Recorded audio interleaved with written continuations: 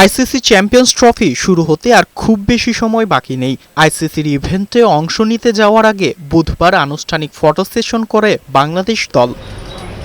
Champions trophy সামনে রেখে মিরপুর শেরেবাংলা জাতীয় স্টেডিয়ামে অনুশীলনে ব্যস্ত সময় কাটিয়েছেন ক্রিকেটাররা। অনুশীলনে কাজ করেছেন নিজেদের শক্তি দুর্বলতা নিয়ে। 2017 সালে আইসিসির চ্যাম্পিয়ন্স ট্রফির সবশেষ আসরে সেমিফাইনাল খেলেছিল বাংলাদেশ। এখন পর্যন্ত আইসিসির যে কোনো ইভেন্টে এটি বাংলাদেশের সেরা অর্জন। তবে এবার বাংলাদেশের লক্ষ্য আরও বড় বলে জানান অধিনায়ক নাজমুল হোসেন।